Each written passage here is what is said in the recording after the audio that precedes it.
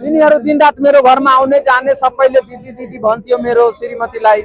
भनेर अब यो थाहा भयो कि यो जग्गा यसको नाउँमा आएछ भनेर त यो जग्गा त्यही पैसा 1.5 लाख रुपियाँ दियो थियो, त्यसमा धितो राखिदिनु भन्नुभयो। अनि मेरो श्रीमती अनपढ मान्छे, यसले मलाई थाहा छैन के गर्नुपर्छ भन्ने, तपाईँको त पैसा लिएको छु मैले भनेर त निशाने लगिदिन्छ। उसको मम्मीले भन्यो निशाने लगिदिन्छ, वडा कार्यालय जानु वहीँबाट गराइदिन्छ, के हुन्छ त्यहाँबाट मालपोत कार्यालय आउनुपर्छ भनेर निशान बनाली आफ्नै साइकलमा बसाएर वडा कार्यालय गएछ।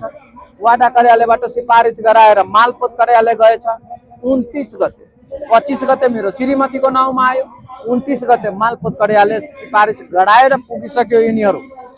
अनि उहाँ चाहिँ जग्गा चाहिँ धितोको नाममा राजीनामा पास भयो। लिखनदास पशुपति सबै बदमासी गरेको हो। अनि 4 दिनमा मेरो श्रीमतीको नाउँमा 25 गते एउटा